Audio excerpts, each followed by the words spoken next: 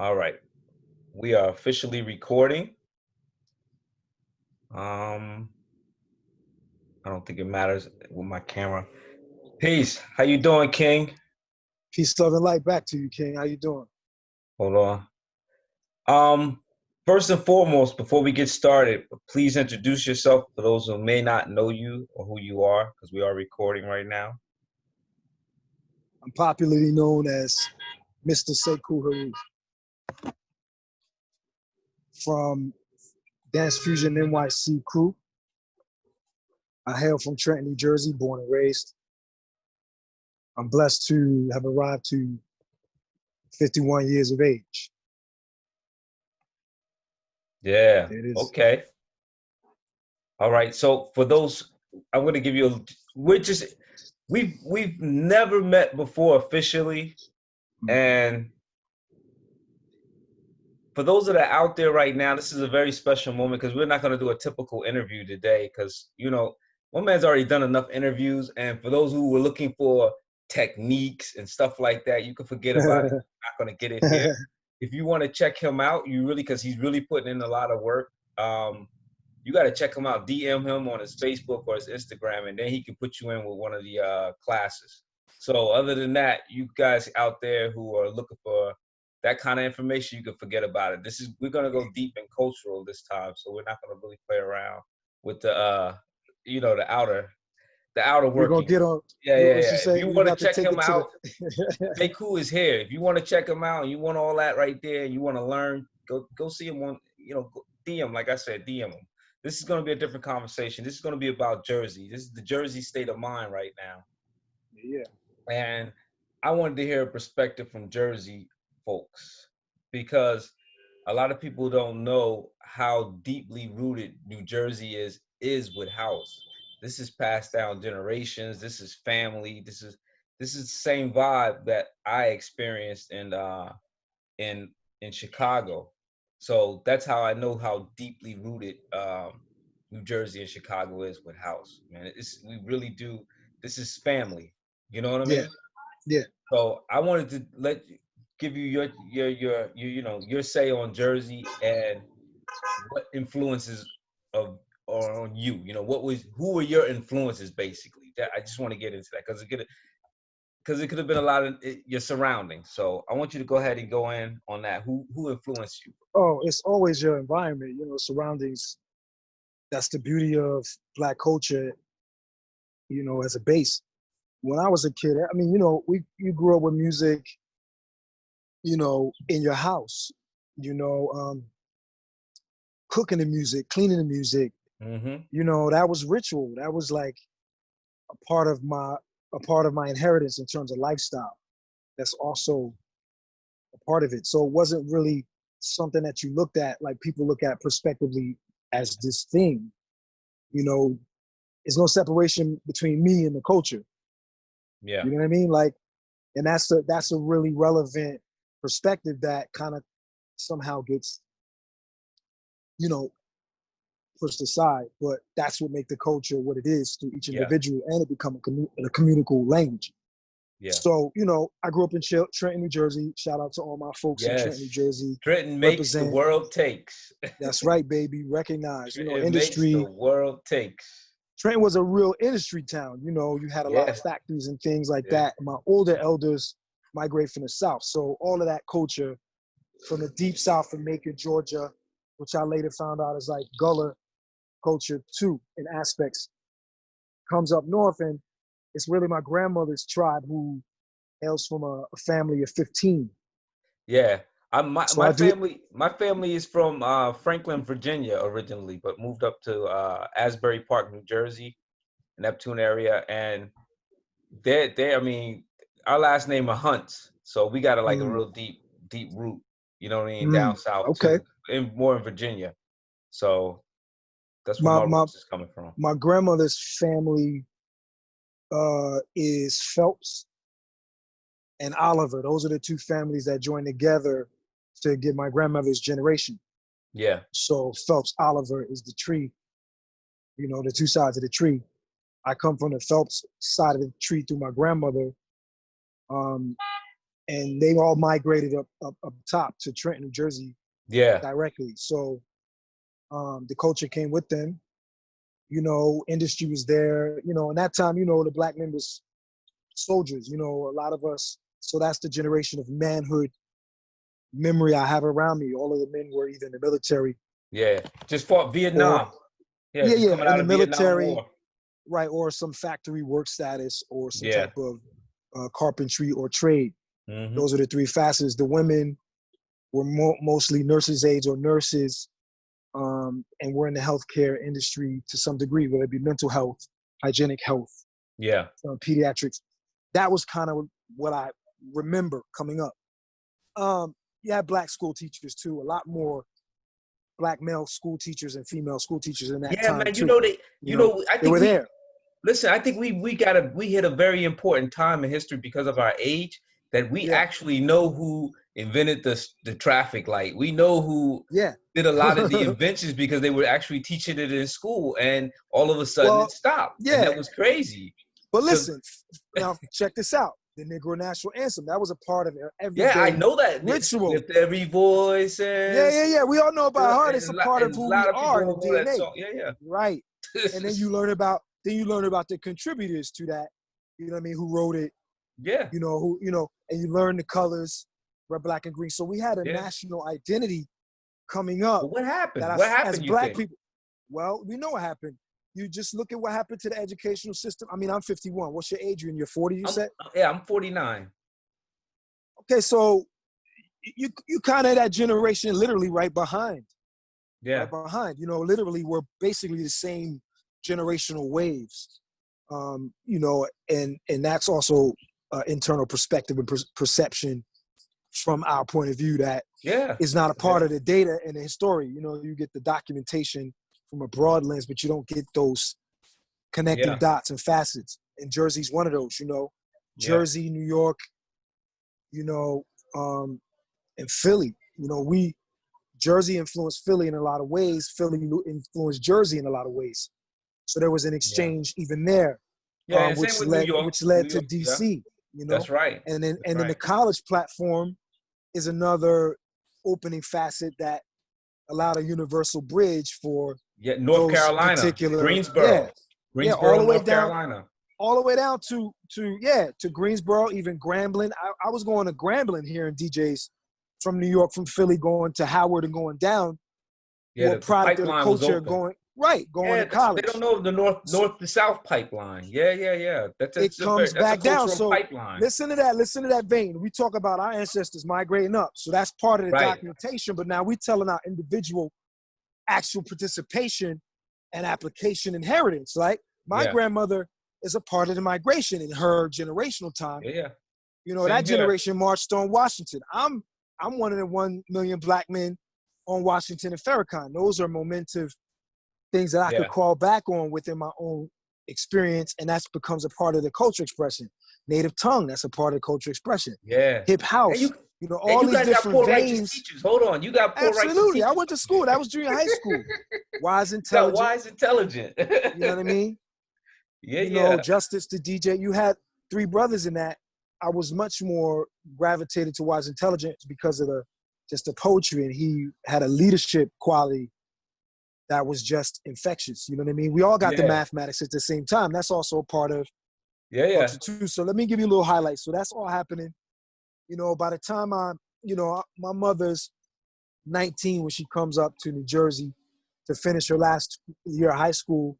At like 18, she meets my father, who's a repeated Vietnam vet who enlisted early at like 16. I think 17 was the legal age. So he lied when he signed up to get out of his conditions. That was another thing happening with black males in that era. He's actually Yeah. from New Jersey too, and I believe Newark, New Jersey. So his last name was Smith. I never really met his siblings. And then he had a twin named Barbara who was from that area who then migrated back down south to the Carolinas. So Yeah. this is my father. Now my mother had met, my grandmother wasn't really, vibing with it. So it didn't really work out. My mother was young. My mother was the only child. Now this is the dynamic. My grandmother number 13 or 15. Uh-huh. I only meet the second half of those 15. So maybe I know 6 to 7 of, or maybe 8, maybe as many as 9 of those generational lines of men and women, with my Yeah. grandmother number 13, my Aunt Shirley's number 14, my Aunt Vivian's number 15. So out of all those children, my great-grandmother only had all of them in the house but my Aunt Vivian. She's the only one that was birthed in a hospital. For me, that's amazing. It's a testament to the strength of the bloodline and Yeah. our situation in terms of Yeah. independence, because couldn't go to the hospital like that, couldn't afford it. So midwifery and doulery, all of that was in our communities too. When you hear stories like that, you can make Yeah, reference that's to pretty realize deep. that exists. It's deep. My grandmother Man, used to talk pretty about deep. walking through the forest with my great-grandmother and then reciting different flowers, turpentine tree, getting the bark, all these things Yeah. that they knew that came up with them. So fast forward, my I grandmother don't know. You know what? works for, You know yeah, what's crazy about my family, man? yeah, They like snuff, buttercup, snuff. You that stuff you dip in the powdered yeah. stuff and you dip Well, in the for bottom lip. my They generation, it was the tobacco in a can, and all of the women. yeah, all the So women. now, It's the so peep women. this. Oh, So you know what peep it that. is? Peep, I think peep my that for family a liked second. it fine grain. Right. Well, listen, that connection to the earth. They grew their own tobacco. They grew their own tomatoes, Yeah. corn. So that tobacco was off their own farm. All that stuff, they was from the moonshine, the gin, whatever they's making out of potato peels. That's Yeah. just not happening in the system. We redoing it in the system because of the conditions. So it's happening. We was the farmers. We knew all of that. That tells you, in the Yeah, we Haitian connected Revolution, to they the earth. discovered Yeah, it yeah. to use it as poison, but the black people here was using it too to heal our conditions and our Yeah. situation. So the women was really the healers always in our culture. And so that's a testament to me. So then fast forward, all of these things I'm getting through storytelling, through family reunions, cookouts, barbecues, Or church, what you actually Sunday witnessed. school. Yeah. Right, but it's all broken up into facets: barbecues, family reunions, block parties, park Must. jams, the Must. church. You're getting different facets of the culture from different avenues. So as a kid, and then growing up, my mother, had me at 19, so I'm 19 years younger than my mother. So the dynamic, my grandmother was always there because my mother's an only child. So my mother was my grandmother a lot longer, Yeah. under her tutelage. So there was a different dynamic, of codependency, interdependency, not in a bad way, but sometimes that affects.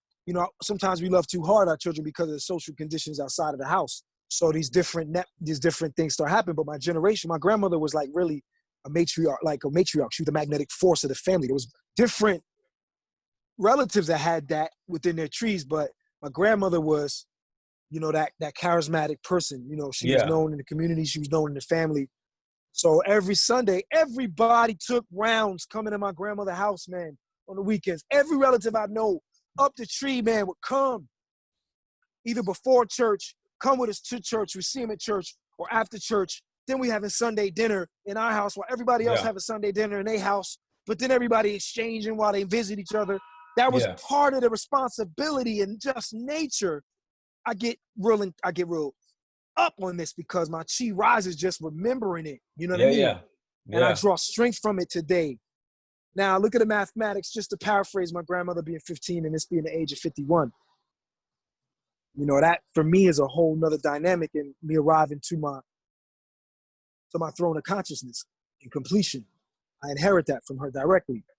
There was no male in my family, although my uncles were around to give me certain Yeah. signals, Jewels. Give you clues, certain jewels. jewels, Yeah. gems to let me know why I was different and why I felt this way, but to still fall in line because of who she represented and who she was.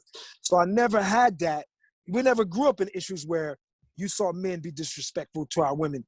I Yeah. always saw Yeah. 40 or 50-year relationships in my face. My mother was the one that I felt represented the generation of when the tree was dismantling and the catalysm of the black men attack was happening. So you talking about growing up. I'm a product of the 60s. I'm born 69. I'm growing up in the 70s. So that Yeah. vibration is still in the 70s from the 60s. That trauma, that enlightenment, that information on both sides. So I'm growing up with that. So by the time I'm conscious, I'm bouncing around.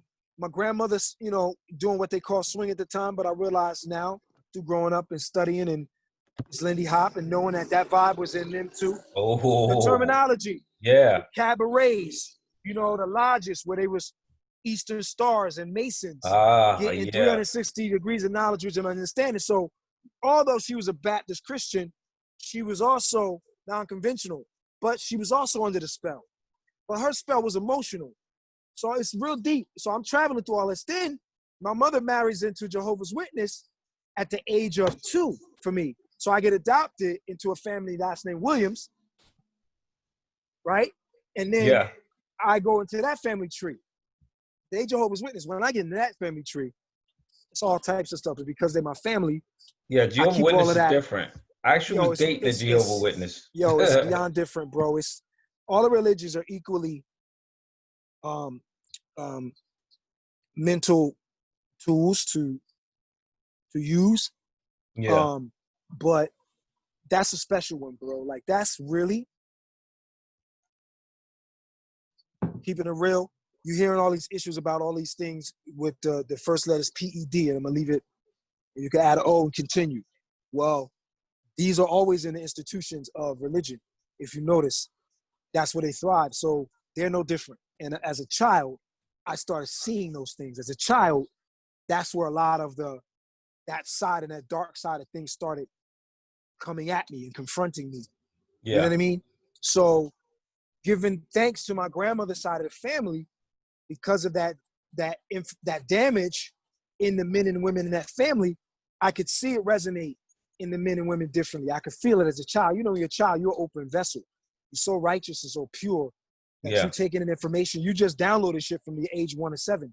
So you really feeling vibrations for the first time, not really knowing what they are, but still have a sense of them being what they are Yeah. in terms of their intensity and how they make you coil, stretch out, and expand, all that different type of stuff. So I would always seek refuge in my mother's side of the family. And just to fast forward, music was my therapy. It was always around my house, from the gospel music to the Sunday albums being on repeat. My grandmother playing the Martin Luther King speech to, Yeah. me listening to my friends with the first album, Planet Rock, on up to Oh, Planet me Rock is having so ill. Sucker MC and Run Yeah. DMC. It's like that on the flip side, and Super Rhyme and all these different albums in the house, Diana Ross and all these different types of music. So by the time hip hop comes, even before it's on the radio, it's in the hood, man. Yeah. Yeah. It's That's a right. vibration that's in the hood that's residual of what you kind of know from what you heard in the 70s coming up. It just kind of like was on the same vein, but now you're hearing these rappers on top of it with consciousness. But by that time, 5% Nation is already in existence. So Yeah. I mean, the by B-boy sixth stance grade, itself. yeah, Let's it's going back standing to on the your B-boy square. stance. That's That's science standing right on your there. square. That's Yeah, standing that's on your square. science. That's level 7. That's Yeah. standing righteous, right and exact. We all know that. So Yo, that's the Wiggle, geometric. Wiggle. You know Yeah. Wiggles, right? Yeah, of course. That's my big Yo, bro. yo, Yeah, look, he teaches that, man, and that's so of like course. beautiful that he does that, man. You know what I Well, mean? I He teach really it goes too, back to but the hip hop. I teach it too. We all do. You know what Yeah, I mean? But it lies dormant in the subconscious because we've added other aspects. layers on top of it. Yeah, Because our culture is fragmented. When we listen to all the stories that are written on the walls and carved in stone, it talks about dismemberment. That's dementia. That's yeah, dementia. That's a part of our intelligence that's lying dormant in terms of our characterization and our actual original language. So what yeah, happens? All that fragmentation becomes orientation through spirit and vibration. And we become more intuitive because we lose one sense. So the other senses get heightened. So because of that, we start calibrating and pulling things back to rhythm. And then yeah, we just we deconstruct and reconstruct the language to suit our reality. That's a higher frequency within us without us even thinking about it. You right. got different languages coming up through the genre with the music and the movement. It's called jive in the 70s, right? On the Yeah, black hand side, say blood, what it is, what's happening. Blood was coming. Then when you look at the movie that Spike Lee did, the document, that comes out of that. On the black hand side, you start seeing all of the language that's being descended among us That's Right. becoming creative. That's becoming percussive, body percussive. We also have vocal tonality, rise and fall. The information it's like two computers that are Yeah. just downloading and decoding and coding and ciphering information. And that same So the information is in the dance. mathematics, Yeah. right? So everything, that's why Mos Def comes back and say it's all mathematics. That's why Brand Nebius come out. That's why Yeah, yeah. Wu-Tang comes out with consciousness and light and start flipping the terminology for those who can decode it to consciousness. They're not talking about what people on the mainstream thought. When people actually start listening to Guru and listening to how they're transforming words into characterization and describing the tongue, reequating the body, using and flipping anthropomorphic reality back in our favor, because that's what dismantled in the first place. They just made everything white. We flipped Yeah. it back, we tuned it, and we're able to see it and say, oh, this is where the technology is. And do the Yeah. archaeological research.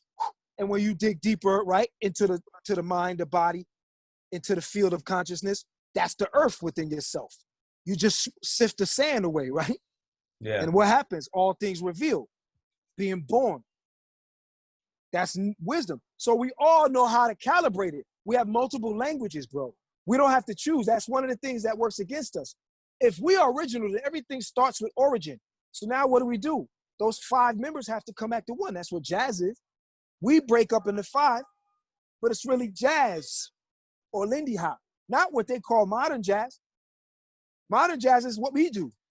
If jazz is what we created, then modern jazz is only right through mathematics to come to the conclusion, based on our cultural principles and application, Why that jazz jazz? is Why jazz?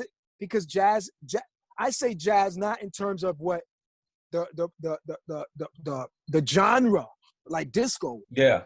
or these genres that are used as trademarks to brand us in black faces again. I'm talking about jazz as an orientation back to big band, swing, Lindy, bebop, and the terms. Once you get back to the terms, you just have to get back to jazz and turn the dial back.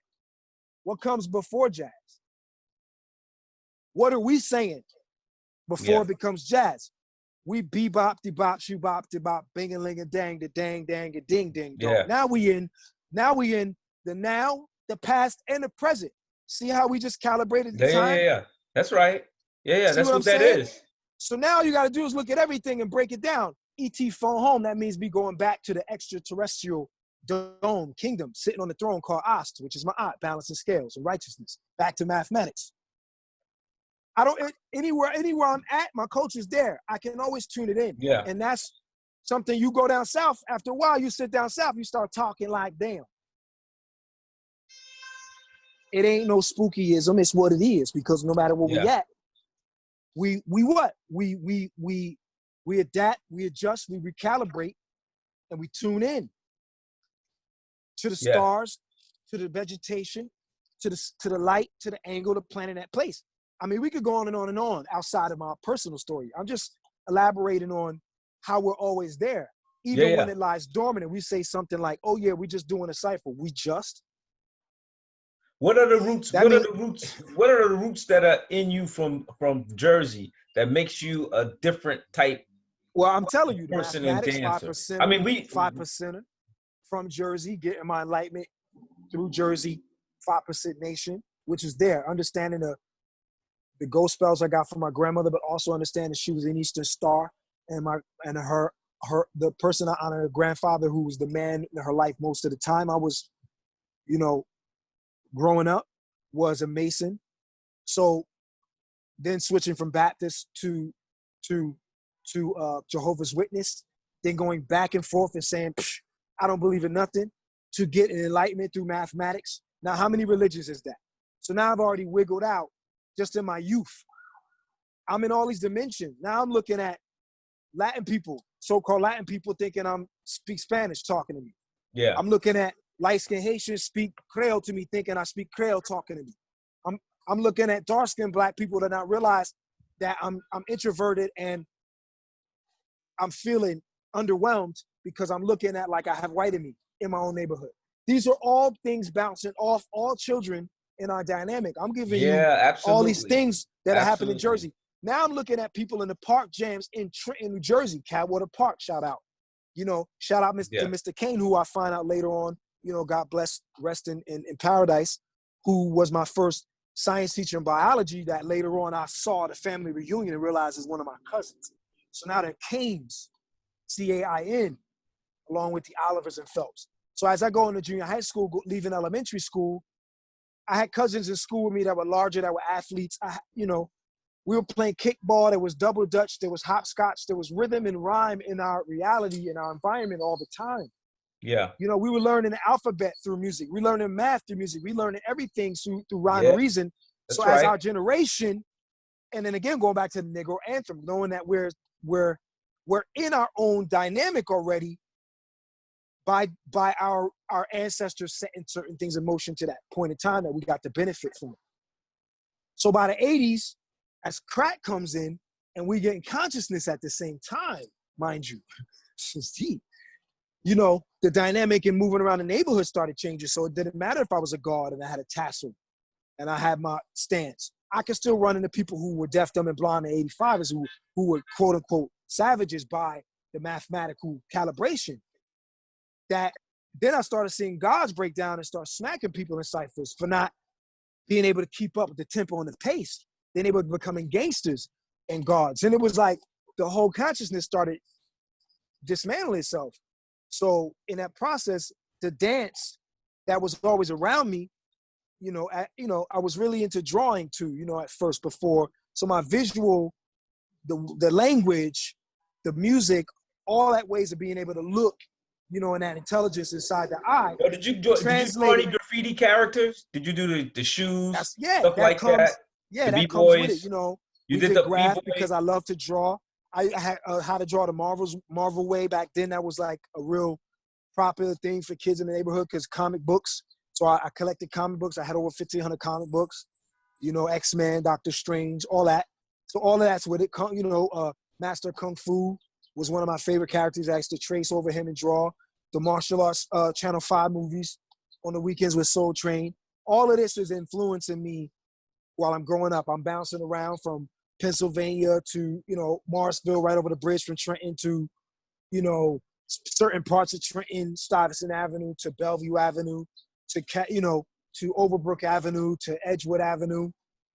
My mother was a single mother that broke up with my stepfather by then, bouncing back and forth down south, meeting all those relatives that I never met before, and then finally orienting on Bellevue Avenue where I met at about 11 years old. My grandmother saved up and finally bought a house, and I met my best friend, who at the first time I saw him, he was sitting on the porch, 550 Bellevue Avenue. He was 552.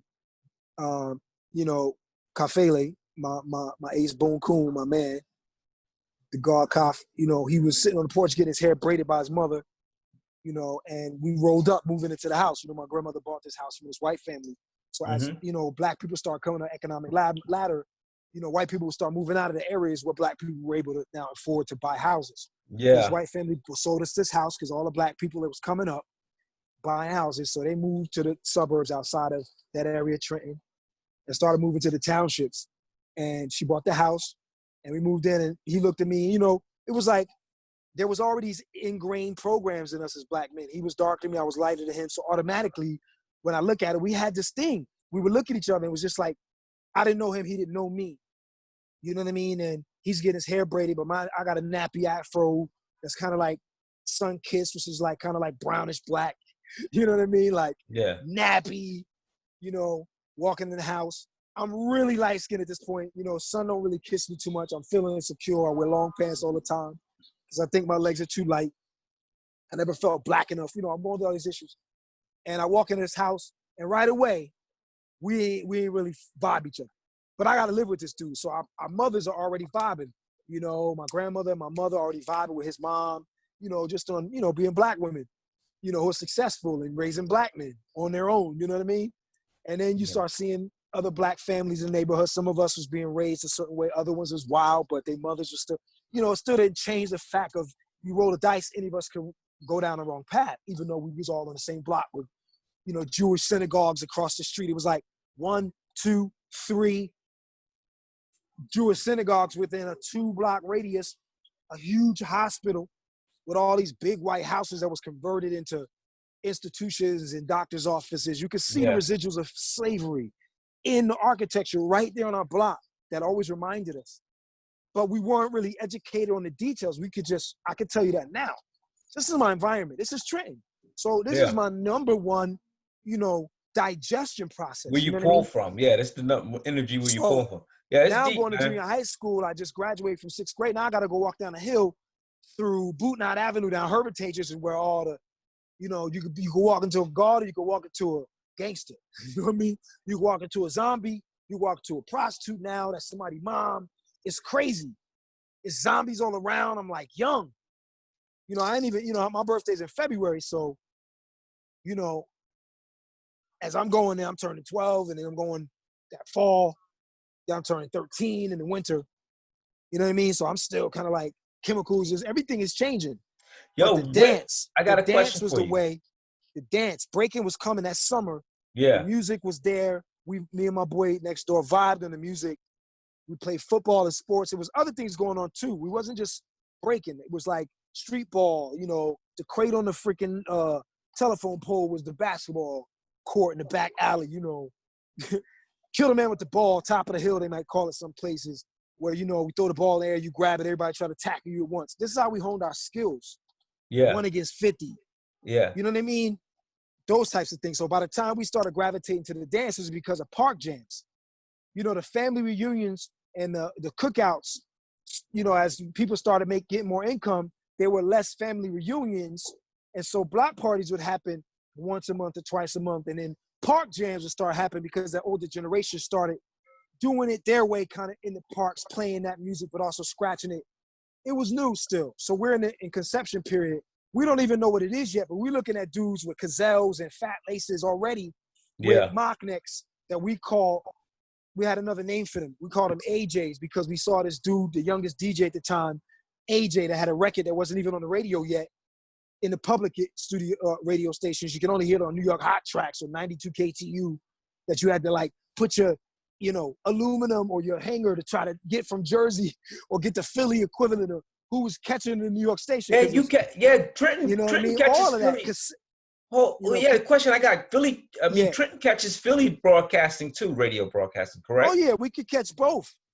So being in Oh, Trenton, I could catch yeah. Philly and I could catch New York. Oh, wow. Yeah. So I could go to 92 KTU or I could go to the equivalent, which I don't even know at that time was Philly before it became, the dude that talked really, really deep. Yeah. That's a big, Philly is a big connector. Yeah. Byron, Yeah, because shout out to that Byron whole Cox. sound in the 70s is the Philly sound. You got it coming out of Detroit, you got it coming out of Philly, you got it coming out of LA. It's coming out of all the places we are. It's coming out of Harlem, it's coming out of different places. When you look at how we're contributed to the culture, Bojangles is in Queens, you know what I mean? Like, people are from all over the country. We had theaters all over the country, not just the Apollo. That was the last standing one. You know what I mean? That we rallied again, and then we had neighborhoods all over the country. So Tulsa wasn't the so only we had a neighborhood circuit already. that was being attacked. All these neighborhoods so were we getting had attacked, but we didn't have a public. We had our own newspaper, so it wasn't getting played in white papers. We played it in our own newspaper. We were separate back then in every way, but we had everything. So a lot of that stuff, if you don't get our publications, you don't get that part of history. People sometimes forget that we're so independent at that point. It lies dormant. We don't really remember because a lot of us aren't reminding each other because of the influences of the substances and the attacks on the, you don't have time to think. You're trying to get to work, you could get attacked like today. But it's worse. Think about today. Now multiply that times 10 and keep multiplying it times 10 as we go back 10 years. And that probably is just my guesstimate. I have no idea. You know what I mean? It's like anthropologists saying, it could be 80,000 to 800,000 years old. What? Okay, what kind of math is that? Yeah. Right. That means we really don't know. So all of that, to sum it up, contributes to my consciousness, to my push and pull, to my internal conflict, to my insecurities of being liked, to why people are speaking to me in 40 different, 5 different languages, thinking I'm something else. That was confusing to me. I didn't understand my whole story yet. You understand?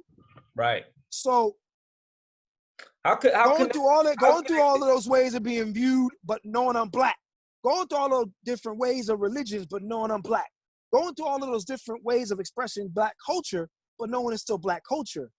And how people are all in conflict saying, you got to do it this way. The church music can't be, I used to have people who were Seventh-day Adventists, bro. When we started breaking, I used to go put my tile and my boombox and shorties. Back in the day, shorties would just show up. Because kids play together around the neighborhood, but once that drugs started getting influenced, shorties would just be running wild. There was less double judge. There was less hopscotch. There was less games in the street. We climbed trees less. Kids just ran wild and got into mischief. Yeah. We the equivalent of, you come to New York, I realized they did the fire hydrant, but Jersey's way was water balloon fights. You had hundreds of kids in the street making water balloon fights. We might wet tissue or, get buckets of water and chase each other around and set each other up to dump a whole bucket of water. Like, we created all types of games in the summer that made us work on staying out of trouble, because you could fall into trouble anywhere, bro. So I had to give those kids that, like myself, credit, because it wasn't like we were seeking it out, man. We could slip into it and not want to get involved in it, and it just eat us up. Pressure, all those things. So in Jersey, that was high. It was very racist and very segregated. We was all in 4 wards, man, like the cross, the Catholic cross. And everything outside of that was controlled. And none of the police officers, the state troopers, was the #1 murderers, man, back then. Tinted windows became an excuse. All types of things became an excuse. Then the state, and the city police was just as bad, because none of them looked like us. But then the ones that look like us was the #1 offenders that try to fit in to look, act like they could be down in a fraternity that they're trying to belong in, which is the blue fraternity. Let's not even get into the, other things. Yeah. But all these things that you learn about now, as I'm an adult, I can look at it and go, that's what that little invisible thing was that I could sense but couldn't make out. So my grandmother was really instrumental in, yelling at me and giving me power through scripture, but also through memory, but also through knowing when I had to go spend time with my uncle. You need to go see your Uncle Horace. You know what? Your Uncle George is asking for you to come over there, because I can't deal with you. Like, she knew that it was a certain limit to what I could hear from her. She had to put me with the men.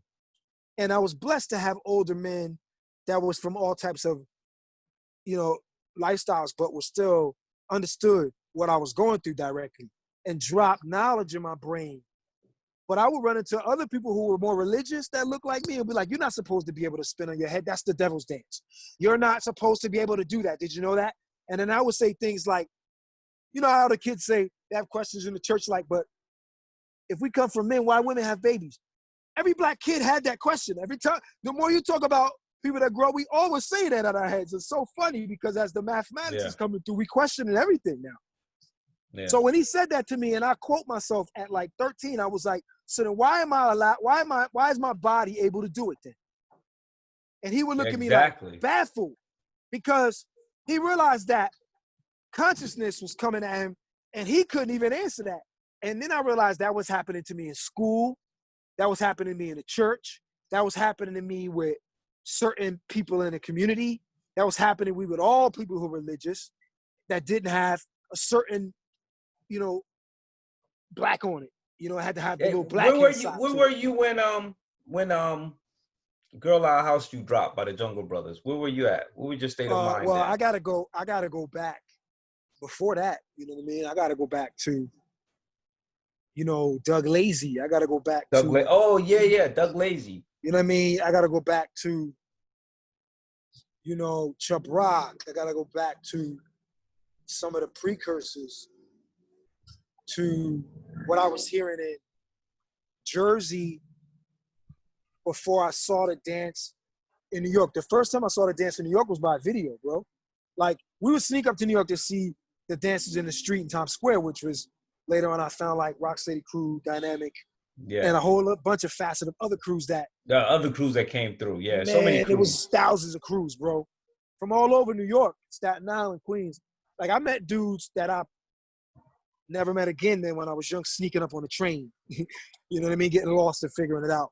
But that was before I even had any sense or any relationships in New York. We would just sneak up in like packs of people who was dancing in the malls in Jersey for change. The same way we would just repeat what we saw, doing what we was doing in New Jersey. It wasn't a clear language yet. When we dropped to the floor, we thought that was called scrambling, right? So we would scramble. You know, when we, you know, that was just, you know, after you tell it to 50 people, it's regional dialect changes, the vocab, right, to Jersey dialect. So we get in certain things certain way, and then you realize regional dialect is always doing that. But, you know, I'm hearing things like, you know, all of the Colonel Abrams, you know, I'm a hip hop head, you know what I mean? Like, you have to understand, I'm only doing the social dances. You know, after the park jams, you see certain things, but as we start seeing hip hop go a different direction, you start going to house parties first. So my mother came and got me out of the first house party. Wasn't able to go to a party yet. Then I was going to the skating rink. I wasn't able to go to the club yet. So certain things I'm hearing, like in the skating room, and I'm hearing things like the soundtracks from Beat Street. I'm hearing like Electrofunk and you know, Brenda K. Star jams, which, you know, were like popular, you know, what we consider hip hop at that time, which was street music that was mimicking the sounds of funk, mimicking the sounds of what was classified as disco in the electronic world. Even then, it was being produced different. So that's why we say that 80s sound, because that 80s sound is that switch over to that Casio or that electronic production process. So Brenda K. Starr, I say these things because of memory. Then you hear about what's called Latin club music, which for me splits off into another cultural context that's still a part of hip hop, part of that time where you see, you know, people starting expressing, like when you look at B Street in the club, you see punk rockers, you see people with like, you know, thin leather ties, you see all types of people in the club. When I went to the skating ring, on certain nights, I would see kids from all over different neighborhoods coming to the far end of the hood, right? Because you couldn't have a skating ring in the hood. We tear it up back then. So they have a skating ring right on the edge of the hood, right where the borderline is, like they call 8 line, you know, 8th mile, like in certain Detroit. Yeah. In Trenton, that was South Trenton borderline into what I think is called, I can't, you know, I haven't been out of Trenton so long, but people from Trenton might, you know, jump in on that from Jersey. But right there, we go to that skating ring. It was called the Capitol Skating Ring back in the days. And there were some dudes back there that were DJs that were called the Disco Twins, but they weren't beatboxers. So, you know, we listened to, you know, at that time, hip hop is coming through, you know, the Fat Boys and, you know, all that, Curtis Blow and, you know, Rakim and Daddy Kane. And, you know, these are, you know, Daddy Kane is getting to us, you know, all of that. Daddy Kane came and performed in Trenton. You know what I mean? We saw, you know, Scuba Scrap in Trenton. Yeah, so Scrap's super dope, man. Yeah, you know, at that time, the radio stations knew where to go in terms of what the music was being pulled and drawn to, who was connecting to it. So all that influenced me. And then going to certain rec centers where after the skating ring, where you were a certain age, you know, there's no alcohol, you have pretzels and sodas and hot dogs, but you can socialize with a girl because you learn that, you know, through the park jams and basement parties and slow, you know, how to slow drag and dance with a girl versus getting with your boys. Like you knew all of that then. It came with the culture. And, you know, getting pulled out of a basement party, but still sneaking out, still wanting to, you know, because it was taboo too. Because, you know, I remember that religion is having an effect on the descending process of what's limited. You know, my mother said, you can go to a party every once in a while, but you can't party every day. And I'd be like, why? You know, like, I feel great. I feel alive. Why can't I party every day? Why can't life be a party? Isn't that what the songs are saying? I used to always parallel all the music, no matter what genre of music, to celebrating life. And I talked to my, what's the Jubilee, Grandma? I pull out these things and things she teach me. And, you know, what's the Holy Ghost that people are catching in the dance? And what's the preacher? Ain't he dancing? Ain't sell out. Like that's how I feel and she'd be like, boy, what I'm gonna do with you? Because she didn't know how to tell me that was wrong. Right. Because she loved Ray Charles. You know what I mean? Like she knew about, in our history, there's certain pioneers that crossed over based on those things. So, in my generation, my grandmother wasn't so strict and so indoctrinated.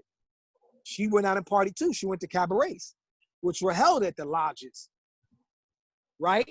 So back then, It wasn't a big thing to party on Saturday and go to church on Sunday. So that's why black folks still do that to this day. Yeah. You know what I mean? Because it comes with, going it's a ritual. Right, but also the conditions that go back to juke joints, which is what? The church having, their opinion, which is meaning be good and turn the other cheek, versus the juke joint, which is letting all of that out, which is all of the feel. So you got the institution in the house and the conformity, and then you got the protests, right? So within our culture, both exist all the time. So in my grandmother, those things are there. I can say it now looking at history, but if we don't apply history to our personal experience, we don't make sense of ourselves in a lot of ways, because so many things on the pros and cons are being passed down that I'm realizing that through my journey. Wow, that's what okay, cool. I can actually digest that and pass that on to my young queens as they go forward into this world. Like, think about it like this, like hip hop that. You know what I mean? Yeah, hip hop that right down. Bring that down into one house, under one roof. Yeah, into one heart, one mind. And I make them use the music, because I realized the music is what made everything that was so fragmented made sense as one cultural context. Yeah. Consciousness is always in the music. It doesn't matter what the music is. It's all speaking about the same thing. So that's why we call it soul and, sorrow chants and blues and work songs. And these are meditations and trances and ritual itself. We just couldn't deal with the conflict and had to accept somebody else's interpretation of it, versus learning how to camouflage that and say, yeah, we know what you're saying, but then nah, this is the real. So why we still doing it? They saying pop culture is the version of institutionalization of the culture. So anything that becomes popular and industrialized, we already know is what? Homogenized, pasteurized, in food and everything else. Why do we think it's different because food is culture. Everything's culture. The original culture is agriculture. Women invented that. Our queens invented that. So the cipher is what? Back to the womb again. Yeah. Back home again. No matter where we are, right? There you at. You still who you are. It's like we get put in a condition like the lion in a cage, but it doesn't take the crown away from the bloodline, from the vibration of, the essence and free spirit that's still inhabited in the state of being of that lion. So you can't call the lion a lion in the cage. It can't function like a lion. So we can't really function in our full capacity even, because everything is being museumized, institutionalized. All these institutions, right? They do the same thing with your culture that they do with animals. You used to be the animal. Now the culture is the way to keep the consciousness of the animal under lock and key, while you still make the animal think he's an animal or think she's an animal based on what? The recalibrating of their own consciousness back to them. But when you awake, you already know. When you have consciousness, your intuition knows. You have no questions, because your intuition is the answer. Because your experience is the all-seeing eye. Yeah, what I mean? spots what clubs did you visit up in Jersey that you can name off bat? Clubs that you've been to in Jersey. It starts with the colleges. So my best friend, again, we go through our journey, battling, breaking, going through the wards. Then we have a big brother named Troy, who graduated a couple years ahead of us. That he later on they found out they became cousins. And Troy used to go to Newark and Patterson, and then Patterson he go to a club named Cheetah. And when he went to East Orange in Newark, he would go to the Zanzibar, and he went to a club called Sensations, Yeah. and he went to Club 88. Club 88, yeah. Those two were in Club East 88, Orange. Sensations, Yeah, Zanzibar, Zanzibar. and right, those are the three that he frequented. Did you ever But go every to once the? in a while, he'd Okay. go to the Cheetah Club too. So that's why I ended up going to the Cheetah Club at certain points. We venture up there from Trenton, but the Cheetah Club was wild, bro. It was like being in Trenton. So I didn't feel like I really came out of the situation and were able to immerse into a collective like building vibration that I felt at like the college parties because everybody was conscious. We was walking around Yeah. with our medallions. We was walking around quote Rakim, quote Oh, Melly yeah, that's Mel. right. Cause that yeah. Right. You had X-Clan going on. You had all these things going on. You had a certain way to dress. We would wear the short ties and the Gumbies or the flat tops through Kid and Play and 3 cuts in our eyebrows to mimic Kane.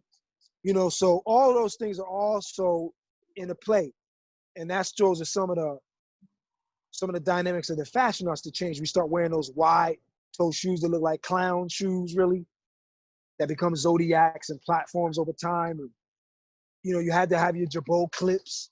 Yeah, It was yeah. mandatory. You had to have at least one pair. Yeah. Even if you wear your jeans, you wear them a couple sizes too big so you can tighten the belt and you can move around free like sweatpants, but still, you could look like you was dressed up a certain way. That's when we wore the shirt a little big because we tucked the shirt in, but we would wear the shirt a little big so that no matter what, it looked presentable, but it didn't stop us moving. So after a while, the shirt and the pants would allow us to breathe because, all of that was sweat. So as the sweat happened, we still had mobility. So those are some of the things we learned just from the process of dancing dressed up because you couldn't get a club getting dressed up. So you had to tune it was functional. You had to tune your attire to be Yeah. able to move, but That's still right. look good. That's right. You know what I mean? Have that button-up shirt, but just extra baggy, And that was extra big. mandatory, because you wanted to let Doc all the Martin king, shoes if you got them. you wanted to let all the other lions in the house knew that you was representing kingdom, which right, and you was here representing, but you also you gave everybody that, but you also want the queens to know that you was right and exact too, that you vibrated that because you bounced from the kings to the queens. You'd be like, hey, how you doing, queen? And so it was always that. You acknowledge your brothers, and then you survey the environment, and then you make your way over to the queens, and you start, making your way to a sister dance with. That's how we started the party. After the party started with the sisters, then we started being able to, like, okay, let's take off the jacket and let's tighten up the laces and put stuff in the corner. Okay, now I'm gonna tighten up in this corner, start going for me. Yeah. You know what I mean? And then brothers would dance with each other, but not really look at each other. We look at our silhouettes, from shoulders down to feet, so that we never really looked eye to eye. We look soul to soul, heart to heart, spirit to spirit, silhouette to silhouette, carbon field to carbon field. You know what I mean? And we shadow dance like that, back and forth, like we shadow box. And it was like playing one-on-one for us. So even all of that, the playing one-on-one and how we play football and all of that dynamic movement became a language and how we discern how we was going to pass that and rock that back and forth. And so back then, people used to move backwards a lot. When I went to the upper north, the younger generations, you see like 5, 10, 15 people all get in a line. It was like a way to do a line dance, but they do this thing we call a heel toe jack now, where they just scoot on the heel, and it was almost like mimicking skating. So certain vibes and certain flows, because we did all those things, we played every sport, we roller skate, we swam, we climbed, we ran around, all of that, we jump rope to box, but the sisters did double dutch and we played hopscotch and we rhymed and we drew, we did it all. It was hip hop was a way to say, okay, we know exactly the foundations of the Black cultures we're going to put our intentions into. Yeah. That represented our generation. But we had inherited so much already that we could calibrate it to those things. You know what I mean? And just spin it out faster. So every generation is spinning it faster and it becomes something that we could digest and add to faster. But that's something I could tell you now. Back then, I'm just feeling it. When it picks me up and pushes me through the cipher, I gotta breathe it to the manager. You know what I mean? I gotta see my brother and give him a little bit, because sometimes it might throw me off balance if I don't share it. You vibing and knowing you can't hold it by yourself, so you pass that shit, like passing the wave when we was dancing in the cypher and waving, and you know, I go, you go. You know, chess debate, play back and forth. You know, all of that was in the synchronization of the rhythm language that was lying dormant in us. And then we start saying like, all right, I see you. Let's go then. You know, we start giving signals when, because we know the person, we start saying blacking out. We start creating terms. Blacking out, going in from boogieing and getting down. So we started flipping terms again and having our own terms. And then when we came up to New York in the nurseries, they would say get in charge. Let's go, God, get charged. So it's like your battery was recharged, like you charge up just from the energy. So we knew from being intelligent, we say charge. And we inherited that from the Brooklyn cats and all the boroughs around, and they had their own dynamics. You know what I mean? And you knew what hood you was dealing with by their diction, their dialect. So they New Jersey, we had our own dialect too, but we inherited theirs. You know what I mean? Yeah. So Jersey's like shout out. Instead of saying shout out, Jersey be like, yo, you shout out, right? That's straight. But Trenton, we said shout out too. Yo, you shout out. Yo, she shout out, right? It's like old girl, that comes from Chicago, but we all say we inherit old girl because old girl, yeah. Common, because of people who come to the platform. Well, that was happening within the dance platforms too. Certain people had charisma in the way they delivered their conversation. So that was part of their presentation. Not just in the way they up rock, right? So we inherited up rock and top rock and what we call floor rock in Jersey that we was just saying amongst ourselves before we got the terms up top that were saying, oh, throwing burns. Burners for us was graffiti term. Yeah. Oh, that's you right. know, the mural is a burner. So we inherited burner from New York, and that was specific to going up or bombing, right? Yo, let's go bomb. So we start saying we're going bombing. See, but you say that now and it means something else because of the co-option of the term. You can't even say it. But we used to say, yo, you dropped the bomb on me, baby, right? Baby, it's part of the, right, how we deconstruct and reconstruct the language. Like bad means bad, but bad means good. That's the dynamic of our flow. We can deactivate the code in reverse and go into the dark side of things at any time and make it underground. Harriet Tubman, see? So we can teach each other through what we do. And we've been doing that for so long because that's what we've been doing beyond us, before us. We just got consciousness in junior high school, and all of that was how you see today's mathematics, God. And that was the cipher for us. When you dance as a b-boy, we call that circles. So the term in Jersey was still circle all the way up till we got to New York. And even in New York, it was circle. B-boys started saying cipher specifically. Why? Because of mathematics. And b-boying in the Zulu nation started having the statutes, attributes, and the standards. And that was because of supreme mathematics. So everybody knew they was gods already by the Zulu nation. And so that's why we all got knowledge of self. And then we started what? Then the brothers who were the pioneers who got enlightenment, traveled to Africa, right? Did their pilgrimages, started coming back, setting up the principles and the elements. But those principles and elements come from Kemet, from Congo, which come from Angola, which come through, you know, the Yucatan, which we call Central and South America, down to Panama and down to Cuba. You understand? To it's another Haiti. underground. Yeah, it's another railroad. What we call it the Negron or the Negriton, right? And when we say tong and tonga and toma, these are rhythms. Tong, tong, tong, toma, toma, right? But because we get trapped in a religion, we lose the tone. We use the rhythm that helps us calibrate where we are to know who's who. So we can update the language from all these dimensions and recalibrate it back. Because that's what we're doing. I'm just saying that on the platform to help you know how I'm still practicing to this day the supreme mathematics, but I've also inherited every ancestor I could dream of and think of who's contributed, which brings me to being, in a fusion concept. We'll talk about dance fusion later, but fusion is also chemical fusion, which is chemistry and alchemy and mathematics. So when we say things like fusion, we just already doing that within our culture. Our culture is Black culture. That's why we say Black, because it's beyond a demographic. It's multi-demographical now. Yeah. And geographical. So we say that to neutralize conflict, but people still are religious, right? Or dealing with the logos, the language, which is the transition of the symbols and signals. So now, though, you have small populations and pockets that have access, that can say Afro Mexico, Afro Panama, Afro. They can start communicating that now. Yeah. Because our music, the messages in our music all the time. There's a message in our music. So when I'm teaching or disseminating or passing down, and practicing the boom back call and response mechanism, it's not one person. We rock the planet, we rock the house, we rock back and forth.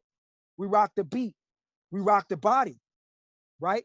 Then we shuffle the feet, then we clap the hands, right? So all of that's a language. Then we were James Brown in the jungle, brother. Jungle's where the drum come from. Yeah.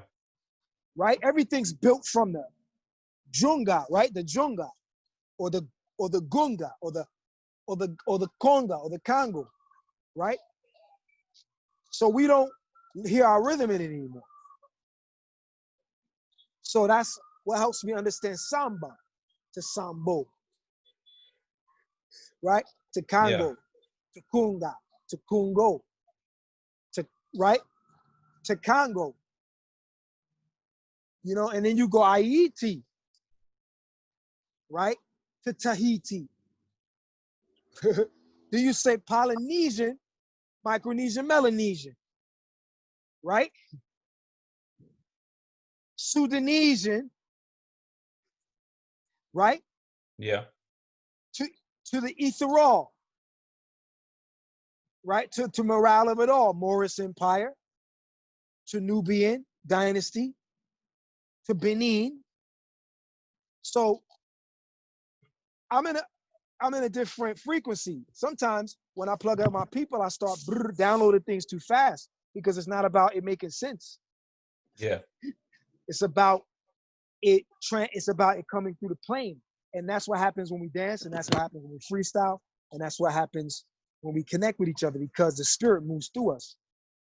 You know what I mean?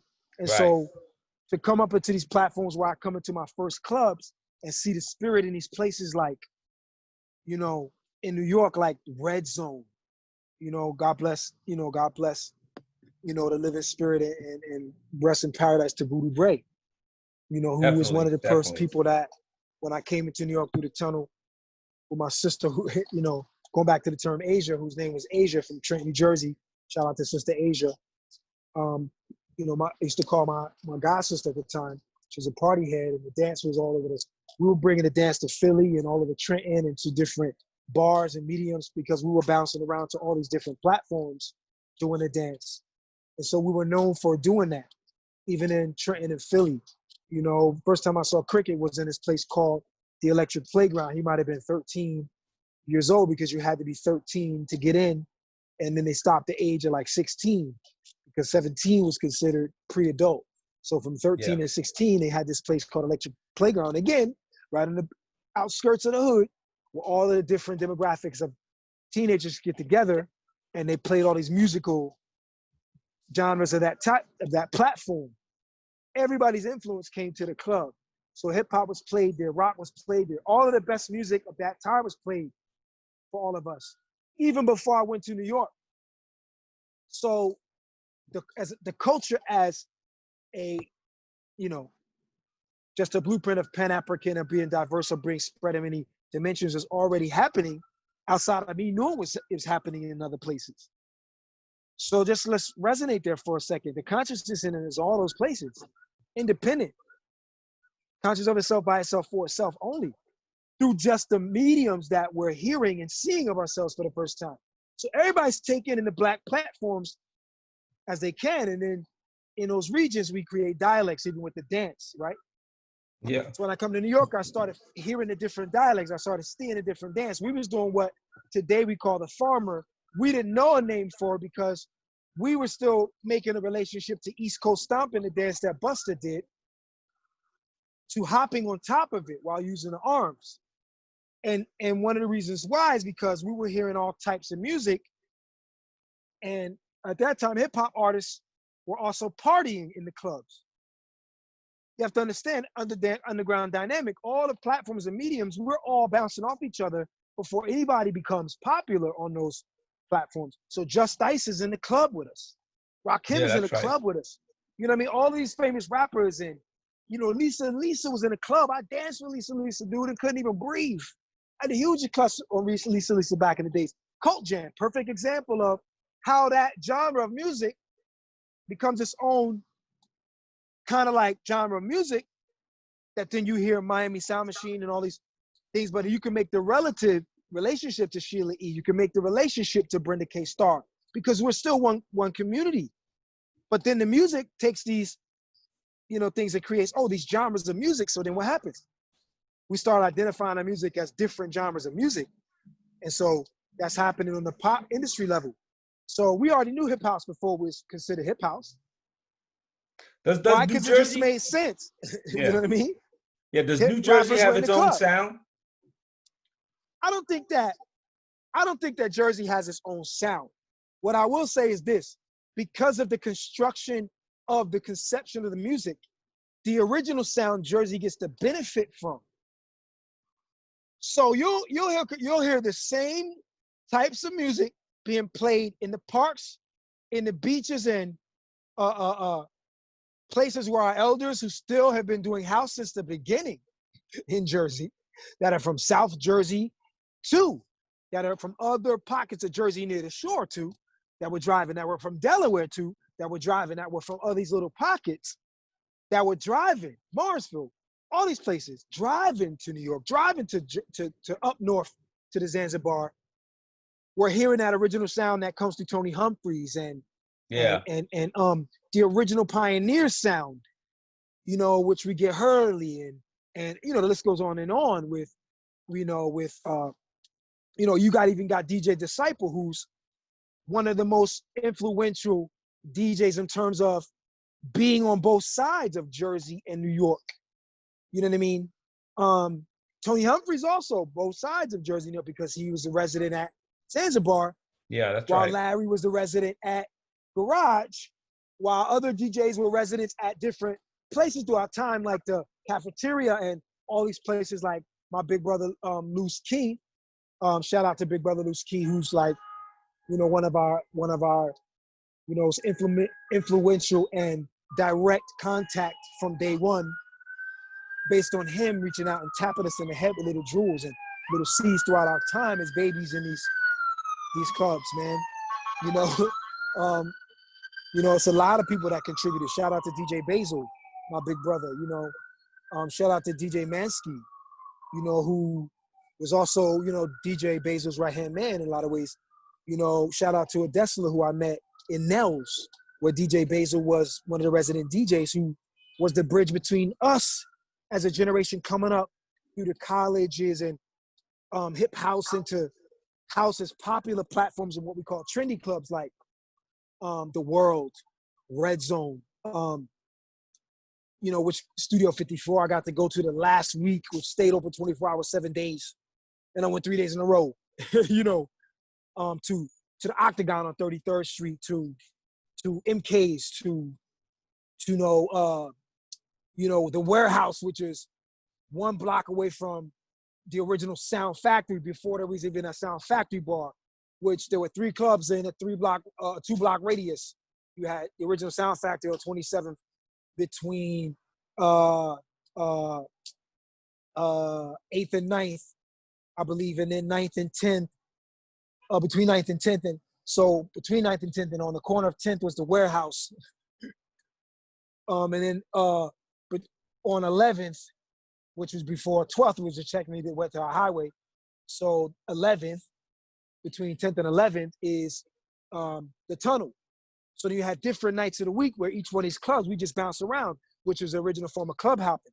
So all of us kids who travel from different regions of Black communities was backpacking to those places because we were spending the night at our friends who were in those places, whether it was Philly, Delaware. Because remember, all our college friends went to college. Some of those kids came to New York to go to college. Some of those kids went to Long Island University, Queens, Staten Island, in Brooklyn. You know, there's colleges all over. Upstate, Khalif was in Albany with Shah.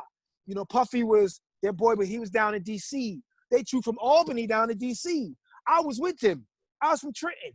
You know what I mean? Like, I used to bring my boy Brian, you know, brother from Levittown, used to travel over from the Marshville Bridge and crash in my house in Trenton and then put his stuff in my house. And then we take the train to spend the night before I even start crashing on Ejo's couch, which was the first couch. I'm sorry, which way Sha, who's on Staten Island. Shout out to the island, Shaolin, and the Wu-Tang Clan, because without Sha, I wouldn't know about the Force MCs, pre-Force MDs, you know, who one of the brothers, you know, his name escapes from me, used to be the heavyset brother with the curls, used to do parties, which all the Staten Island dancers and MCs had their own community scene. So you see the communities were already generating consciousness on their own.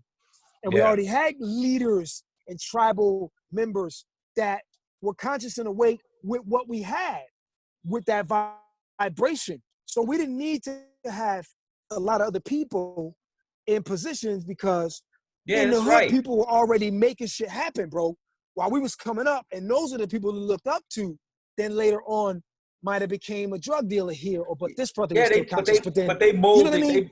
They molded that whole mind. They helped mold that. But even then, and you still had consciousness. The music, the hip hop, the house, all of it. They're connected to the pipeline that goes down all the way down south. It was all bouncing. So as I was going region to region, I was getting different influences. So you think about Frankie Knuckles, you think about Larry Levan, you think about, you know, Tony Humphries, just to name these three. And, you know, then you think about the production process in Chicago, which, you know, Frankie Knuckles is there. You know what I mean? You know, these DJs while they're there and all these instrumental guys. So they're in the same fraternity in terms of the conceptual process, which then Larry is in direct contact with, and then they transport music back and forth to each other. But then Tony's with Larry because they're all feed off each other. Larry's under, you know, the brother who's was opening a loft, which was around the corner from the Choice. Mancuso, who, if I'm not mistaken, through history, if I'm not mistaken, was the mate of DJ, they'll come to me. They own the original loft, and then that loft became the Choice when the loft left its original location and came down to Alphabet City between Avenue A, Avenue B and C, Avenue A between B and C. The world was around the corner on Avenue A, right? And the Choice is around the corner, literally. Next door to the New York poet. Yo, I don't want you to cafe at the time, you know. Listen, I want to ask you a question, but I don't want you to, because we said we're going to stay on Jersey. So we're going to, but you did say something about but that's why I'm making the vein between. So the question that triggered that was, is there a Jersey sound, right? So this is what triggered all of this response. So to bring it all back, because I'm still on it. Don't think I'm not, right? That's why I keep mentioning Tony Humphries. Because for us, Tony Humphries, in my opinion, in terms of me, the first stage I performed on was the Zanzibar stage with a Trenton group called Banua. You know, another shout out to my sister, Luffa. Shout out to the Ridley family from Trenton, New Jersey. Shout out to the whole Ridley clan, you know, that I went to junior high school with. Those sisters and their brother Dana, who's a B-boy who I battle all the time coming up. You know, this is all part of the process. His sister became the first Trenton house artist. You know what I mean? And this was when, you know, Paul Rice's teachers is, you know, we were talking about around the same time frame here. So Trenton has, you know, prodigy and talent. So Banua, produced by the Burrell brothers, another part of Jersey. I'm glad you came to me. You know, there's so many tracks. If you don't know Banua, you need to get Banua because they are, for me, you know, a part of my memory bank, but also a pivotal point in the sound of that time in the Burrell's production, which is Jersey. So if I would have to say Jersey having a sound, I would say the Burrell brothers would be a Jersey sound directly by the production model that I see through my own experience and lens, right? And give you a direct document that you could do research on and look up the Burrell brothers, the twins. You know what I mean? And Banua, Luffa, and Lori. You know, Luffa and Maury, forgive me. With an M, Maury, my sisters.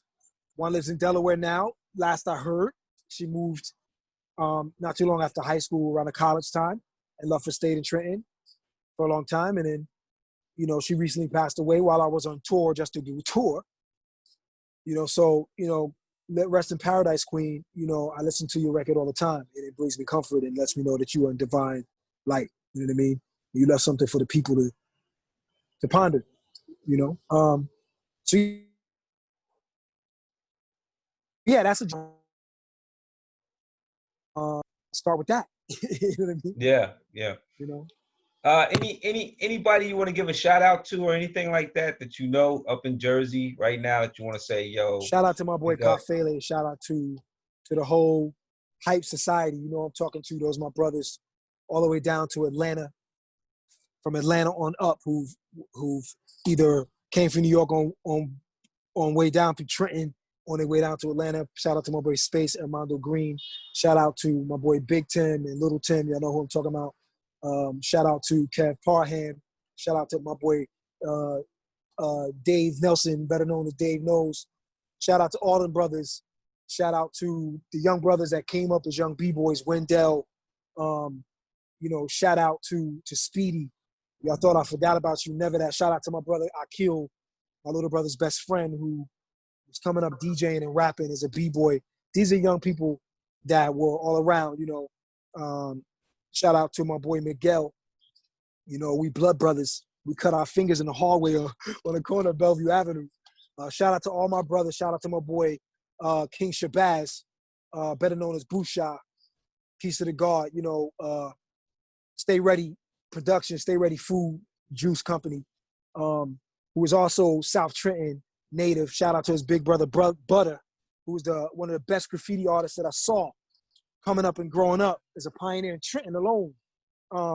Shout out to all the South Trenton Latino brothers who was putting in wreck on the dance floor, you know, with the continuous windmills, banging their heads out, man, sometimes knocking themselves unconscious, bro, to figure it out.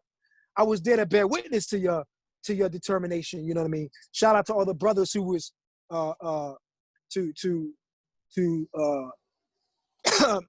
to the brothers from the north side, the east side, the west side, the south side. They're all putting work in this dance.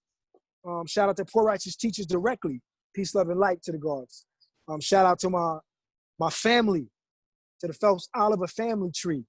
You know, without, there's no me without y'all. You know, I'm just a fruit from that intelligent divine light. Shout out to all my relatives from here to the south on up. And if I missed your name, you know I didn't do it on purpose. Shout out to my cousins, Darren, to my cousins Rachel Michelle, Monshaw, his queen, his seeds. Shout out to all my cousins who, by the sake of time, you know who you are and I love you. Twins, multiple twins, all perspectives, all identities, all dimensions. Peace, love, and light. I'm proud to be who I am through you. Definitely. You know? Yo, it's a blessing. It's a blessing to meet you, man. And you dropped a lot of jewels.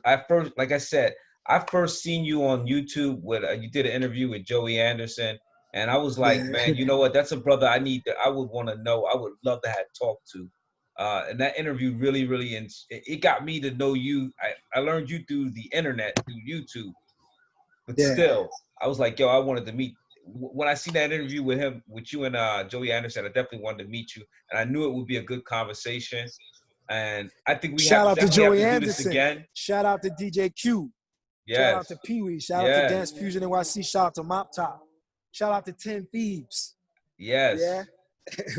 You drop sign. You know, people are gonna have to come back and watch this like 2, Shout 3, out to 4, Info 5 Swing. times. Yeah, I know. I mean, it's so much thanks and great and gratitude. Shout out to Ruby Ray's sisters and family tree. Shout out to everybody's got it. Shout out to the queen, the Red Lotus, Marjorie. Rest in the divine eyes. Shout out to all of the pioneers who've passed to untimely, man, that shared their light, man. Tyrone Proctor, you know, Don Campbell, you know, Frosty Freeze. Shout out to all of the people we've lost, man, that I draw comfort from, man. And you know, help balance me out, man, and help me realize that, you know, we are blessed people, man, and to do what we do is really honor on the earth, man. Yes. So, you know, with that said, brother, I know my battery's even burning out. Yo, it was an honor to talk to you, man. Look, you Nexus. I'm telling you, Nexus. People are gonna have to look at this 4, 5, 6 times just to get the jewels, so they understand what's going on, man. Because you drop so much. Yeah, shout out to full circle. Shout out to all the crews, Mawu. You know what I'm saying? Shout out to Afro Mosaic Soul. I got so many family, like the community. You just, you know, we didn't do, nobody done this by themselves, man. Everybody's contributed over time. We just did our part, man, to shine our light and let people know, you know, Black people unite. Let's all get down. You know what I mean? We have to chop it up again. We definitely have to chop it up again. And I very much enjoyed this. Peace to all the viewers who will see this and hopefully reach out to your boy, man. I'm all for my people, man. Yeah. Let's connect. Let's do this thing. All right. Peace, love, and light, King. Thank you for this opportunity, man. Peace, man. All right. Hopefully it won't sound like I'm rambling. Jersey state of mind. Right? From Brick City to New Jerusalem, baby. Yes. That's how we do. Jersey state of mind. The world takes. Yeah. Absolutely. Peace. Peace, love, and light.